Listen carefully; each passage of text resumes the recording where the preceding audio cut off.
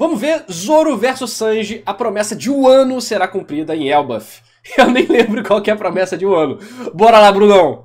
Desde o início da jornada, Zoro e Sanji assunto? caminham num conflito eterno. As provocações entre eles sempre foram um dos alívios cômicos mais marcantes da série, mas quem olha Eu acho que chega um ponto que enche o saco, sinceramente. com atenção percebe que essa rivalidade esconde algo muito mais profundo: respeito e lealdade. Porém, durante o clímax da guerra em Wano, eles se reconhecem como poderosos, né? Se eles não se reconhecessem como poderosos ou como de uma hierarquia próxima, eles não iam se sentir ameaçados. Mas então eles se veem basicamente como iguais. Quer dizer, eles querem se ver como superiores, mas eles sabem que eles são iguais, vamos dizer assim, né? uma promessa veio à tona de forma brutal. Sanji, abalado pelos efeitos da modificação genética herdada da Germa, começou a temer perder a própria humanidade. Com medo de se transformar em uma máquina sem sentimentos, um monstro capaz de ferir até seus companheiros, ele fez um pedido direto a Zoro: se eu perder o controle, me mate. Zoro aceitou sem hesitação. E o interessante é que o Sanji, no final ali da batalha, ele fala o que o meu capitão iria preferir, né? Uma máquina de matar poderosa que vai ajudar ele a conquistar o mundo todo, ou só um cozinheiro? E ele fala: desculpa, capitão, eu vou ser apenas um cozinheiro. Ele fala alguma coisa assim, né? Eu acho bem legal essa parte, porque é um ponto de virada interessantíssimo pro Sanji, dele aceitar ou não o passado dele. Ele acaba rejeitando essa forma do passado dele, e eu acho que é interessante na situação. Apesar de eu achar que tem algumas questões inacabadas. Aí, que primeiro, ele teve um power-up que num shonen, que tem muita luta, é importante, e ele perdeu esse power-up. E aí, o que vai entrar no lugar? É importante a gente pensar nisso, né? O que vai entrar no lugar do power-up? Então isso me deixou com a pulga atrás da orelha. Segundo, ele rejeita o passado dele. Mas ele não ganha narrativamente nada com isso. Ele vence a batalha e tal, mas isso não está conectado um a um para vencer a batalha. Então, o que ele ganha ao rejeitar o passado dele? Esse passado negativo. Até porque, quando ele ganha essa roupa, não tem uma conotação negativa ele usar a roupa. Ele ganha a roupa de presente do irmão filha da puta dele, que, entre aspas, se redimiu 1%.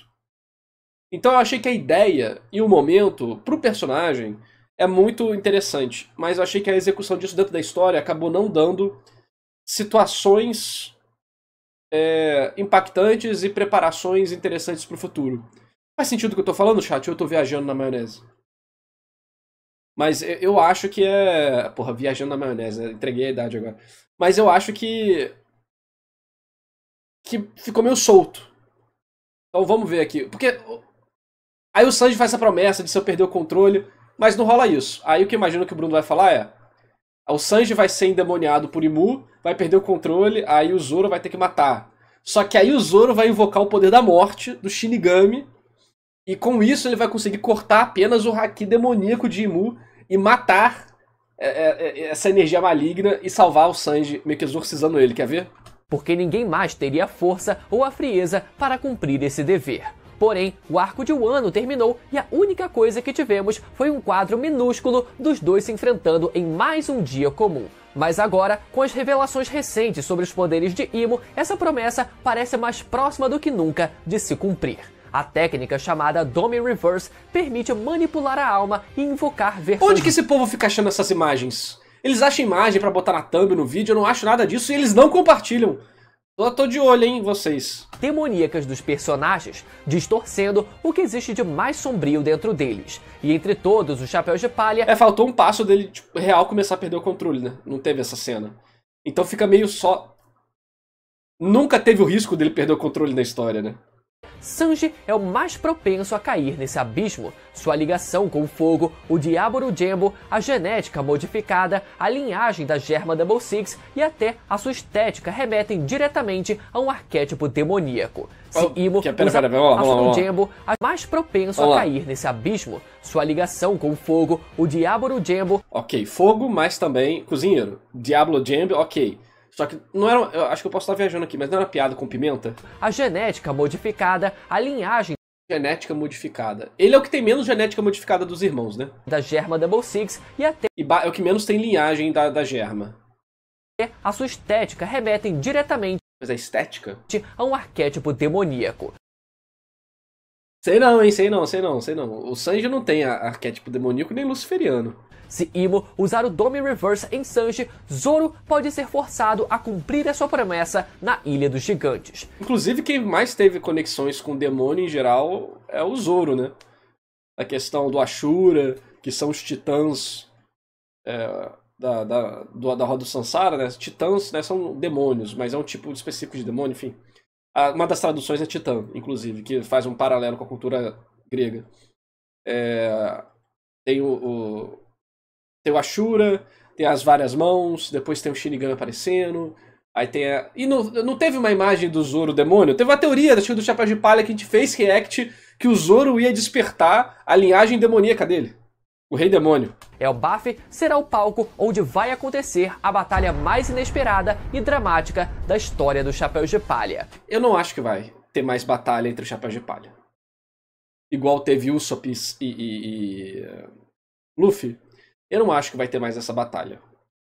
Porque esse é um ponto muito avançado na história narrativamente para existir uma rachadura que cria uma divisão real entre os Chapéus de Palha. Pelo menos eu tô falando voluntária. Não tô falando, alguém foi controlado. Aí vai ter pancadaria. Mas, por exemplo, o momento que era pra ter uma luta real do Zoro e do Sanji era em Whole Cake. Que o Sanji vai embora, rejeita os amigos e tal. Seria o momento que o Zoro poderia fazer alguma coisa nessa batalha, né? Ishiro Oda já nos entregou uma luta entre Luffy e Zoro, já nos entregou uma... Não, essa luta de Luffy e Zoro aí você esquece. Puta que pariu. Essa luta é muito ruim. Caralho, é um dos piores... Esse deve ser capítulo 112, também conhecido como o pior capítulo de One Piece. Puta merda, que capítulo ruim. É o Luffy e o Zoro brigando porque o Luffy decide matar o Zoro. Matar o Zoro porque as pessoas que ele não conhece falaram que o Zoro tentou matar elas. E como elas deram comida pro Luffy, o Luffy resolveu matar o Zoro. O Zoro que sacrificou sua própria vida pelo Luffy inúmeras vezes até esse ponto. Viajou com ele, foi o primeiro companheiro dele, até durante a Grand Line. Que quase morreu pro Mihawk, jurou o sonho pro Luffy, provou lealdade inúmeras vezes, mas não. Não, isso aí é argumento negativo, mané. Caraca, esse capítulo é muito ruim, cara. Bruno, por que você me lembrou desse capítulo, cara? E teve a luta contra o Usopp também, pô. Ele botou ali a do Sanji, mas esqueceu do Usopp. Uma luta entre Luffy e Sanji e chegou a hora dele entregar a verdadeira batalha entre Zoro e Sanji. A promessa de Wano que será cumprida em Elbaf. Fica até o final. O foda é que dessa promessa aí não teve nenhum preparo narrativo de fato, né? Tipo, é uma cena que não fede nem cheira, assim, na escrita da parada, né? Na hora do capítulo, na época deve ter sido hype, mas depois não tem propósito nenhum na obra, basicamente. Ah, o Oda vai recuperar isso daqui 200 capítulos. Isso não é necessariamente um mérito, né? Que bom que ele pôde recuperar, mas caralho, 3 anos depois é foda, 5 anos depois é foda, sabe? Isso é uma coisa que nem toda história pode se basear nisso. Não, daqui 500 capítulos eu lembro de volta dessa parada aqui. É melhor do que nada, né? Final, galera, para entender essa história e quais serão as consequências dessa batalha para o futuro de One Piece. Tudo isso não antes de você deixar o seu like e entrar pro meu bando clicando no botão de se inscrever no canal com o sininho. Acho muito engraçado que a galera começou a falar nesse horário já contando mentira. Aqui a galera já tá... Cadê? A pior que nesse não tá muito não. Normalmente a galera fica tipo nessa hora já mentindo. Até que nesse aqui, ó, a galera tá acreditando, hein? A galera tá acreditando, lendário. Nessa teoria eu boto fé. Todo dia 1º de abril nesse canal. Eu não sei se o Bruno fica puto ou não. PQP, mano, o cara tá muito foda. Ó, a galera tá... A galera tá acreditando, mano. Ativado. Aí depois vai ficar nos comentários. Ai, narrador não gosta de nenhuma teoria. Ô, porra, a graça é ficar tentando refutar a teoria. Imagina se eu fico vendo o vídeo, é verdade, caraca. Aí, pô, se quer react assim, sai do meu canal, cara. Aqui a gente vai falar 20 minutos em 2 minutos de vídeo. Não perder os vídeos que saem toda semana sobre o universo de One Piece e ainda ajudar o canal a alcançar a marca dos 900 mil tripulantes que tá a um passo de acontecer. Zoro e Sanji, rivalidade, lealdade e a promessa. Desde que Sanji entrou para o Chapéu de Palha, sua relação com Zoro foi marcada por uma tensão constante. O cozinheiro e o espadachim se estranham em cada ilha, trocam ofensas, disputam reconhecimento, mas ao mesmo tempo é sustentada por uma confiança silenciosa e inquebrável. Todo mundo se lembra das inúmeras vezes em que Zoro e Sanji se engalfinharam para saber quem tinha a espada ou a perna maior. Essa rivalidade é tão antiga que parece... E nunca teve, de fato, um desenvolvimento real disso, né? Sempre ficou em gag. Parece existir desde sempre, mas uma coisa que pouquíssima gente se lembra foi a origem de todo esse conflito. E esse é um detalhe importantíssimo para sustentar o argumento desse vídeo. Que não seja o capítulo onde o Sanji defende a Nami. Para aqueles que não se lembram, a primeira vez que... Não! Meu outro capítulo, onde eu sou o inimigo. Na minha segunda análise de One Piece, eu critico esse capítulo. E aí um monte de gente vai falar, não, narrador, você tem que entender que em Whole Cake vou explicar, sei que e tal. Mano, cheguei em Whole Cake e não tinha explicação de porra nenhuma. Zoro e Sanji brigaram aconteceu ainda no E permaneço com a mesma crítica, tá? arco de Arlong Park. E o motivo não foi uma simples disputa de poder, o motivo foi a Nami. Sim, a origem de todo o conflito entre Zoro e Sanji começou por causa de uma mulher. Zoro, ainda desconfiado da navegadora, queria agir com... Não desconfiado, né? A Nami falou que matou o Usopp, mostrou o corpo todo ensanguentado, mostrou a tatuagem do Arlong, falou que enganou eles e falou que é isso aí, vocês se fuderam. E aí ela se declarou como inimiga e matou um companheiro deles. Aí o Zoro falou, então vou te descer o cacete. Aí o Sanji falou, não, ela é uma mulher, você não pode fazer isso. Aí eu falei, pô, cara, aqui não faz o... Tipo, essa característica do Sanji, que é um elemento super importante, não foi bem apresentado o suficiente a ponto de justificar narrativamente uma cena de tamanha periculosidade, tamanho impacto, tamanha mudança da história. Ela foi apresentada como gag 1 ou 2 vezes. Uma com a namorada do cara lá e depois com a Nami, né, no Baratie. Mas não foi definido como uma característica exagerada a esse nível, né, do Sanji. Foi só uma gagzinha. Aqui é definido. Só que ser definido no meio de uma situação de altíssima tensão pode gerar problemas. Como, por exemplo, eu vi isso aqui e falei, isso não faz o mínimo de sentido. Com frieza, não se importando de precisar matar aquela mulher caso julgasse necessário. Por outro lado, Sanji, que já demonstrava um código pessoal de jamais levantar a... Você acha que se fosse um momento mais pra frente na história funcionaria ou nunca faria sentido? Não é questão de ser mais pra frente ou menos pra frente. É você só apresentar isso de uma forma decente, sabe? Uma forma muito básica de fazer isso é o seguinte. Tira esse Homem-Pérola merda da história. O narrador tá puto hoje com One Piece. Deixa eu lembrar vocês que eu sou fã, tá? Aqui, ó. Eu gosto do Sanji. Tem uma caneca, eu vestido do Sanji, lutando contra o Homem-Pérola. Só pro povo não ficar, o narrador é hater. Aqui, ó. Olha eu, hater de One Piece aqui, ó. Eu tenho uma caneca do Homem-Pérola. Você tem uma caneca do Homem-Pérola? Não, então cala a boca. Me diz que hater que tem uma caneca do Homem-Pérola. Então... eu poderia tirar o Homem-Pérola, que é um péssimo personagem, um dos piores personagens de One Piece, na minha opinião, e trocar por uma mulher. Trocasse por uma mulher. Botasse... ou... enfim, botar algum personagem ali daquela situação como mulher. E aí o Sanji se recusasse a lutar, mesmo que isso significasse destruir o Baratie, matar o Perna Vermelha, entendeu? Aí você teria definido essa característica como um elemento nuclear do personagem. E aí, quando chegasse na parte da Nami, tudo isso faria sentido. Sacou? A mão contra uma mulher se opôs com tudo, e ali surgiu a fagulha que perdurou para sempre. E é até engraçado, galera, pensar como muita gente esquece desse detalhe, porque isso é algo abordado de forma muito recorrente pelo Oda. Os gigantes Dory e Brog começaram uma disputa que durou 100 anos por um motivo besta que eles nem sequer se lembravam no fim das contas. Shanks e Bug começaram uma eterna rivalidade por causa de uma mera disputa sobre se qual polo era o mais frio, o Polo Norte ou o Polo Sul. E aqui, Zoro e Sanji também vivem em pé de guerra até hoje por um motivo que muitos fãs, ou até eles próprios, nem sequer se lembram. E sendo até mais ousado, galera, eu não duvido que o motivo do grande conflito que culminou no século perdido e na guerra que dura até hoje também tenha sido algo tão besta que faria até mesmo o Roger e todo o seu bando caírem na gargalhada. Mas por que diabos a origem da disputa entre Zoro e Sanji seria tão importante? Porque essa primeira disputa, por causa de uma mulher, reflete e antecipa o que pode acontecer em Elbaf, no arco... Já viu, né? Por que a Guerra de Troia começou?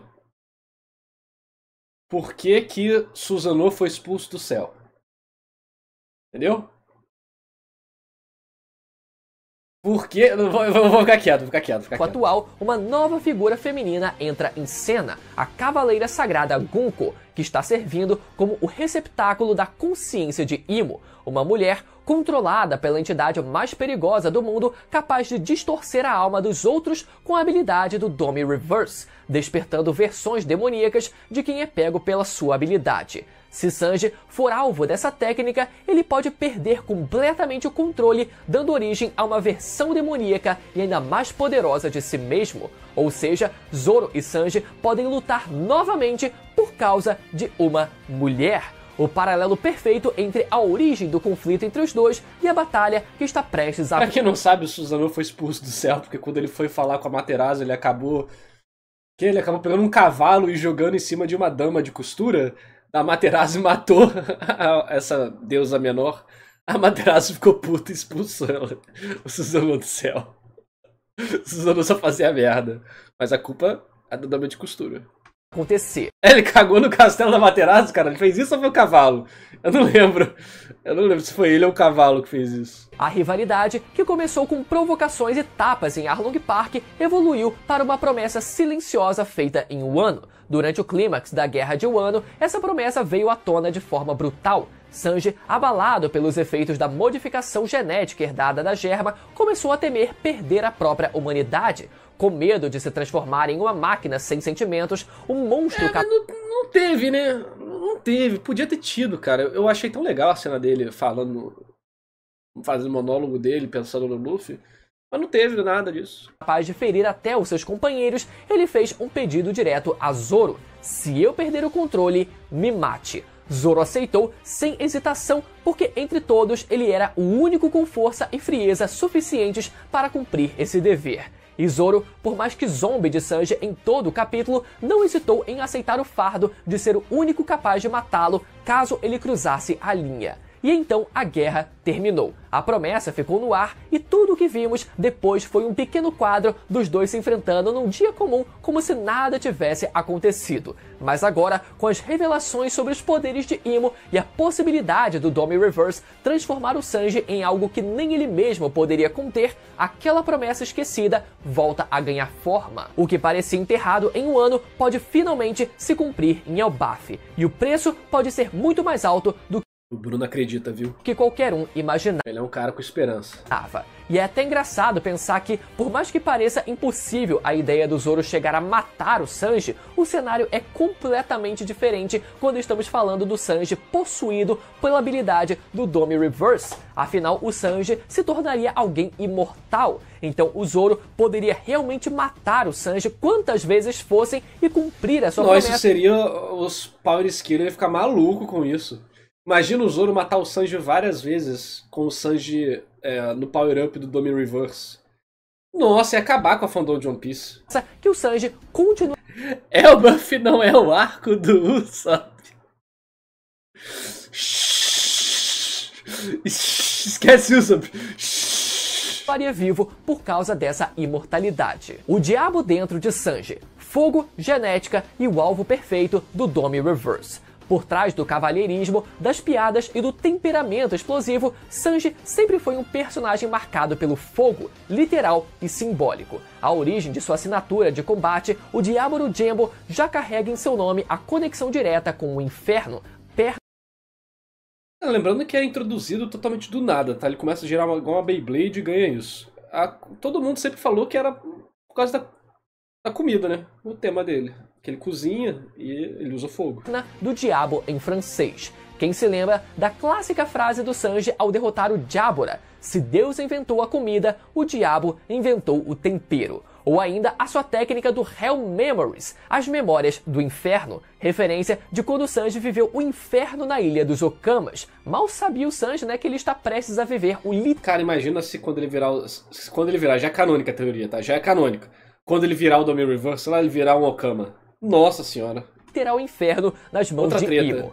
Mas isso, até certo ponto, era só o seu estilo de combate.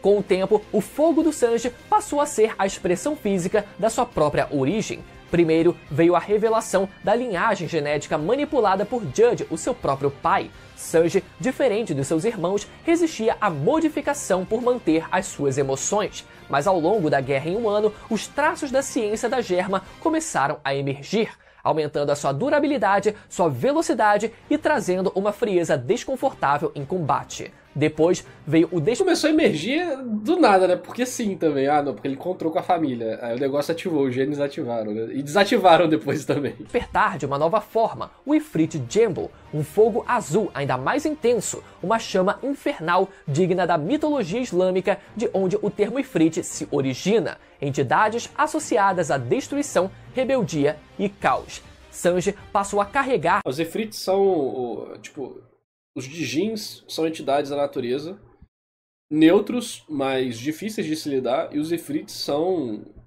os demônios, né? São Dijins malignos mesmo. Dentro de si, algo que ele nunca quis aceitar, um poder que o aproxima de tudo o que ele jurou odiar, algo que o faz parecer menos humano e mais demoníaco. E é exatamente esse tipo de essência que o torna o alvo ideal para o Domi Reverse de Imo. Essa habilidade, que funciona como um espelho distorcido, revela e liberta o pior de cada pessoa. Com Sanji, isso significaria libertar o monstro adormecido criado pela ciência da Germa, inflamado pela sua ligação com fogo e deformado pelos seus traumas de infância. Para acontecer isso, teria que ter algum setup relembrando a Germa, para preparar o momento. Então, alguns comentários, umas preparações emocionais, uma reflexão do personagem, né, um perigo iminente, uma sensação de que ele se sente estranho, e aí chegar nesse momento você prepara tematicamente, ambientalmente, simbolicamente, algo assim, né? Como não teve nada disso, eu acho muito difícil acontecer. Ele não viraria apenas uma versão agressiva de si mesmo, ele se tornaria um demônio de verdade, uma criatura nos... O maior assim, né? A coisa que mais atrapalha a teoria é quando você tá pensando muito na questão de como isso vai ser escrito e as necessidades que a teoria iria obrigar a obra a ter. Você consegue fazer uma peneira muito grande para ajustar. Porque você percebe que a coisa pode acontecer, mas se acontecesse, não teria conexão com a Germa. Só uma referência ou outra, não teria isso não seria um ponto central. Por quê? Porque exige uma série de coisas para rolar e encaixar, entendeu? Moldes da raça do Wars, como se sua alma se fundisse com o arquétipo de um Oni ancestral. E uma afirma no capítulo 1050 do mangá que demônios são a manifestação do que a própria existência deveria ser. E Sanji, com todas as suas ligações com o inferno e o diabo, se torna o alvo perfeito para Imo. Curiosamente, Zoro também carrega em si referências diretas ao inferno, o que cria o Zoro tem muito mais. Um contraste poético e trágico com o Sanji. Após derrotar King em Wano, Zoro passou a ser chamado de Rei do Inferno, pelo menos por ele próprio. Um título que ele... Caralho, valeu, o Zoro é mó Shunibyo, né? próprio adotou ao invocar o estilo em O Santório, a técnica das três espadas do Rei do Submundo. Isso significa que a batalha entre os dois será entre dois avatares do submundo, o fogo demoníaco de Sanji contra a lâmina do próprio Rei do Inferno, o duelo definitivo entre dois guerreiros marcados por poderes que beiram o sobrenatural. Aí não vai ter contraste, né? E os dois personagens são definidos por contraste. Então não acho que é outro elemento que pode ser uma dificuldade para essa teoria virar verdade. Porque, como os personagens são definidos por contraste, a batalha deles não pode ser definida em algo próximo do outro. Também tem que ser definido por contraste. Então, entre aspas, muitas aspas, né, seria...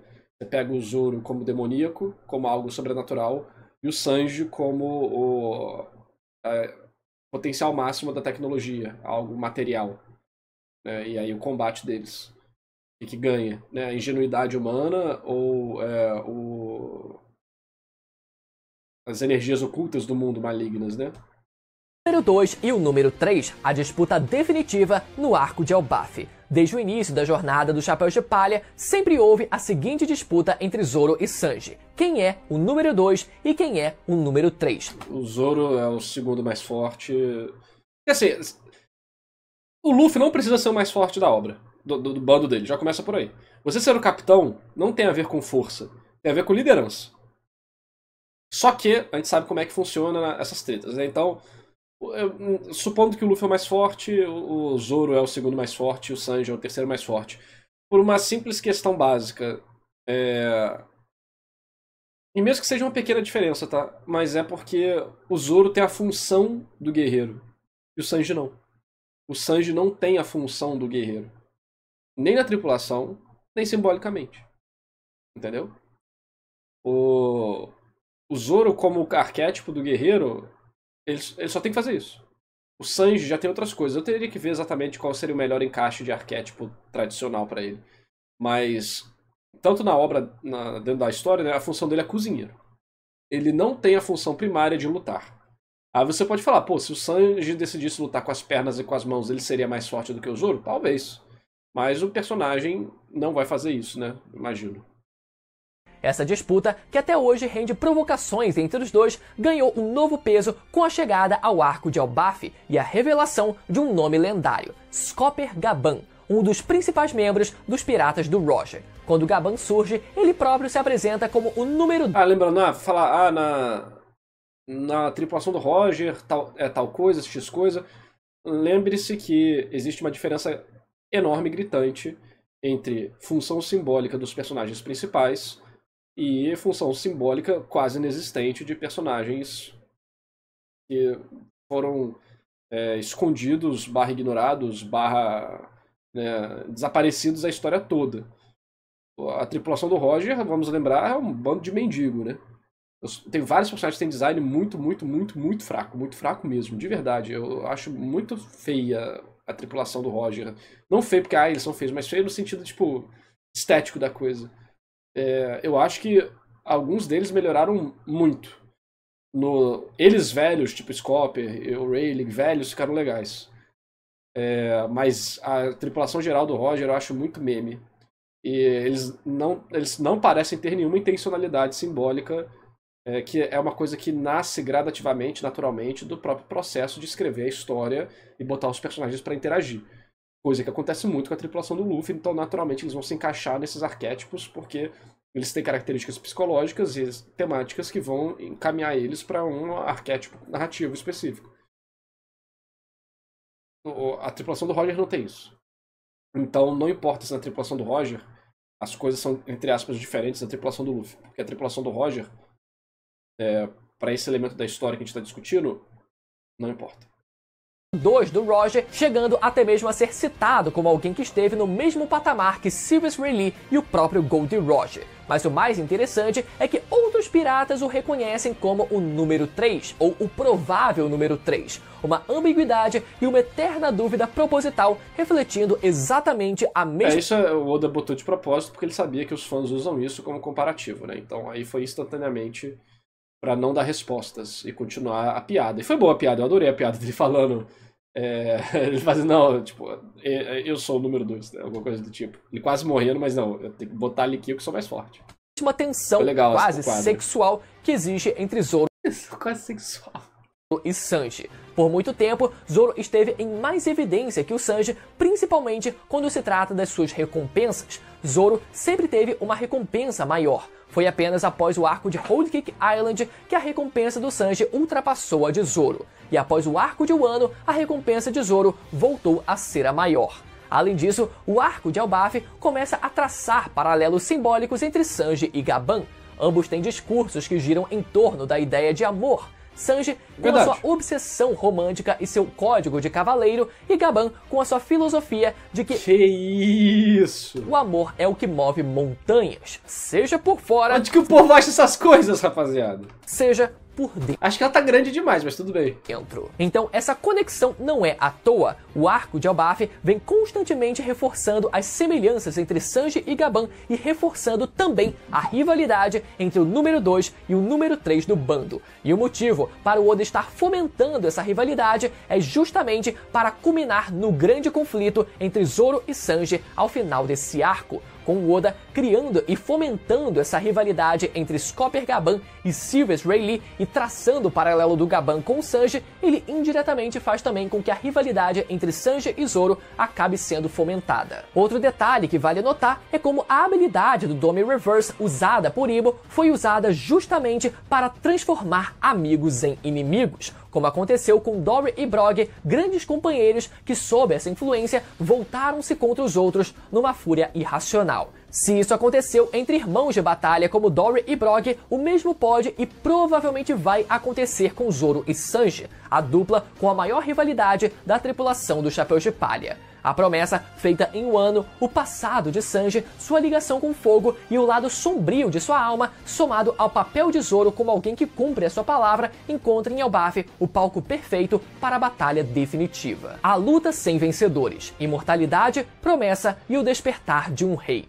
Toda promessa tem um preço, e no caso de Sanji e Zoro, esse preço pode ser a morte, mas não uma morte definitiva. Por que eu digo isso? Porque caso Sanji seja possuído por Imo, ele irá ganhar o poder da imortalidade concedido pela habilidade do Domi Reverse, que transforma os afetados em seres imortais, assim como os gigantes corrompidos de Elbaf. Isso significa que Zoro irá de certa forma cumprir a sua promessa de matar o Sanji, quem sabe até incontáveis vezes, mas o poder da imortalidade... Do nada o saco isso, né? Quando você pega um frame, olha o dedão, mano. Que dedão é esse, Zoro? O cara nasceu com o dedão deformado, mané. A mão também, deformada aqui, ó. Concedido por Imo fará com que Sanji retorne à vida em todas essas vezes. Mas no fim, quem será o grande vencedor? Ao longo da obra, o Oda adora fazer combates sem um vencedor. Isso foi... Foi Sakuga ou Iá?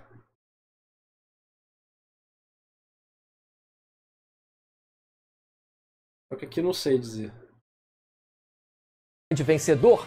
Ao longo da obra, o Oda adora fazer combates sem um vencedor definitivo, ou mesmo quando existe um vencedor, o Oda adora colocar inúmeros obstáculos para que a gente nunca consiga ter uma resposta objetiva de quem é o mais forte. E talvez a luta entre Zoro e Sanji não seja diferente. Sanji pode lutar para matar, completamente dominado por Imo, já Zoro talvez não lute com a mesma sede de sangue. Além disso, caso o Zoro chegue a matar o Sanji até mais de uma vez, isso pode fazer com que muita gente interprete que o Sanji nunca teve chance contra o Zoro. E é justamente nesse ponto que o desfecho pode tomar um rumo inesperado. Recentemente, descobrimos que a chave para enfrentar seres imortais como os Gorosei e os Cavaleiros Sagrados é através do Haki do Rei, o poder daqueles que nasceram para liderar e o Zoro tem, né? E o Sanji eu acho que vai ter também, mas esse ponto não tem. Para dominar Não explicitamente, né?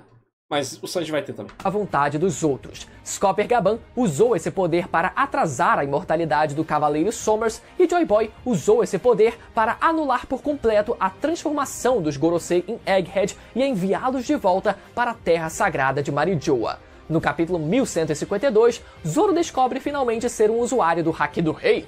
Já era na hora, né, meu amigo? Caralho, hein? Demorou um pouco só, hein? Por isso, é possível, então, que Zoro use esse poder de forma consciente pela primeira vez para confrontar e, quem sabe, tentar libertar o seu companheiro. Mas também existe uma outra possibilidade, que o próprio Sanji desperte o Haki do Rei por conta própria, algo que muitos fãs... Eu acho que se ele já não tem, ele vai despertar daqui a pouco.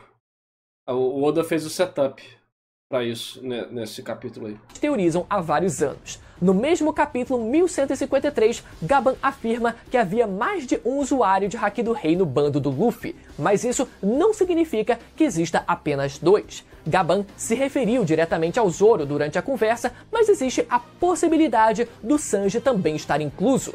Primeiro, quando Gaban afirma que havia mais de um usuário de Haki do Rei, Sanji afirma que sabia que tinha esse poder dentro de si. E talvez ele não tenha dito isso da boca pra fora. Sanji tem uma sensibilidade e uma proficiência maior com o Haki da Observação que permite com que ele sinta a energia. Tipo, o Haki da Observação deveria ser... Não deveria, né? Mas foi um negócio preparado pro Usopp ter um destaque. Mas... esquece o Usopp. O que aconteceu em Dressrosa foi só uma alucinação coletiva. Dos adversários e, naturalmente, a energia latente dentro de si mesmo. Além disso, durante o final da conversa, Gaban parece ter puxado Sanji para o canto e comentado algo com ele em segredo. Algo que deixou Sanji pensativo e sem palavras. Podem ver como o quadro sugere que houve alguma revelação que deixou o Sanji daquele jeito. E o detalhe que fortalece essa ideia são essas poeiras, essas pequenas poeiras voando no quadro que normalmente são usadas para momentos de impacto ou revelação. Então, por mais que Gaban talvez não estivesse se referindo ao Sanji no primeiro momento, pode ser que ele ainda tenha visto um potencial latente no Sanji, uma verdade naquilo que o próprio Sanji disse. Eu não percebi isso quando eu tava lendo. Faz sentido o que o Bruno falou. Só que esse é um quadro que, teoricamente, deveria ter destaque. Mas o Oda deixou ele no meio daquele amontoado de quadro. Talvez pra esconder, tipo, olha só esse momento que aconteceu escondido aqui. E só pra quem tentar olhar e tal. Eu fico dividido em relação a isso. Porque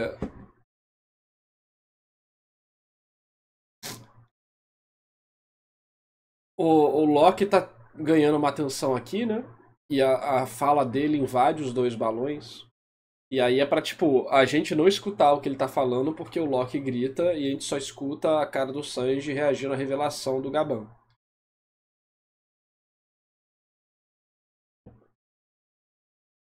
Mas eu fico pensando...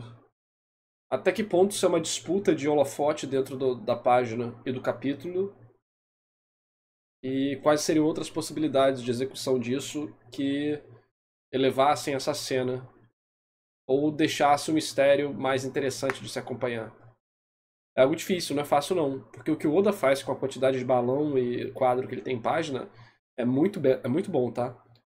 O fato é, a quadrinização dele em comparação ao início, eu prefiro a do início. Mas o que ele está fazendo com os quadros atuais ainda é um ótimo trabalho dentro dessa situação. Se você aí no chat ou no YouTube tentasse fazer um mangá com uns 20 quadros em cada página, você ia falhar miseravelmente. O Oda consegue fazer isso muito bem. Então é um trabalho muito difícil aqui, muito difícil mesmo. Que ele sabe que possui o Haki do Rei. Então essa será uma batalha não apenas centrada no grande clímax da rivalidade entre Zoro e Sanji, mas no desenvolvimento do Haki do Rei de ambos. Zoro finalmente percebendo esse poder dentro de si e usando de forma consciente, e Sanji podendo despertar o seu próprio Haki do Rei para se libertar do controle de Imo. Portanto, em resumo, temos a promessa feita pelo Sanji em Wano, quando ele pediu para o Zoro matá-lo caso perdesse o controle, algo que ganha peso real em Elbaf com a introdução do Domi Reverse, técnica de Imo que transforma aliados em inimigos. Sanji, com seu histórico ligado ao fogo, à genética da germa e à estética demoníaca, é o alvo perfeito para essa habilidade, e em contraste, Zoro, agora revelado como um usuário do Haki do Rei e conhecido como o Rei do Inferno, representa a principal força capaz de detê-lo. Além disso, a rivalidade entre o número 2 e o número 3, espelhada na tensão entre Scopper Gaban e os demais membros dos Piratas Roger, reforça ainda mais o paralelo entre os dois Chapéus de Palha. A luta, no entanto, provavelmente... Ele pegou isso aqui do Instagram que tinha música, né? Ele meteu o dedão aqui em mutar a música da imagem. Força ainda mais o paralelo entre os dois Chapéus de Palha. A luta, no entanto, provavelmente não vai ter um vencedor claro, fiel ao estilo narrativo do Oda, e pode ser resolvida com a libertação do Sanji por meio do Haki do Rei, seja pelo Zoro ou pelo próprio despertar do Sanji. Tudo isso fecha o ciclo de uma rivalidade construída desde o Arlong Park e transformada em promessa em Wano. Ele não comentou no arco do Fox que eles lutam juntos. Uma batalha inevitável, mas também necessária para que os dois superem os seus próprios limites. E aí, será que realmente teremos uma batalha real entre Zoro e Sanji? Já tivemos capítulos ali, como eu mostrei no começo. Acho improvável. Não impossível, mas acho improvável. Eu acho que ela acontecer é improvável e os motivos e referências dadas não são os motivos e referências que eu iria apostar. Pode acontecer, a gente não sabe até onde o Mu vai, né? Mas pode acontecer. Mas se acontecer, eu não acho que os elementos citados no vídeo como símbolos e explicações seriam o suficiente. Eu acho que eles nem vão ser usados. Seria uma batalha que seria transformada e apresentada de outra forma. No começo desse vídeo ali, ó, capítulos intitulados literalmente como Luffy vs Zoro e Luffy vs Sanji. Então será que teve Luffy vs Usopp também, então? Não teve? Teremos um capítulo... O nome do capítulo era esse? Porque teve a luta, né? Intitulado como Zoro vs Sanji. Isso sim seria o indício de uma batalha real. Me conta aqui embaixo a opinião de vocês, porque o seu comentário é sempre muito importante. Lembra mais uma vez... O arco do Fox não é filler, mas no anime tem a parte normal e depois ele aparece de novo. Aí é a parte filler. Mas é muito enrolado também. No mangá e no anime. Deixar o seu like e conferir a subscrição no canal. E agora você pode conferir os últimos vídeos de One Piece que estariam aqui no canal, clicando nos que vão aparecer na tela pra você agora, beleza? Até a próxima, tchau. Mas as teorias mais loucas, né? As teorias mais loucas você encontra no canal do Bruno. Eu não acho que é impossível, não. Eu não acho que é impossível, não. Mas acho improvável. E se acontecer, vai acontecer por outro caminho. Pelo menos é o que a história me aponta no momento. Vai que eu estou errado. Posso estar enganado, normal. Mas se vocês não estiverem inscritos no canal do Brunão, se inscrevam, né? Todo mundo já conhece o Brunão. Tá quase 900 mil inscritos. Pô, não é fácil. No dia 20 de outubro. Não é fácil fazer isso, cara. No YouTube, não. O Brunão é um nome de gente boa, inclusive. Já me ajudou. Então sempre dê a moral aí pra ele, por favor. É um ótimo cara. Ainda mais pra conversar de anime, rir pra caramba. Tá mais é que certo fazer as teorias malucas. Só que aqui, a gente é anti-teoria. Brutal.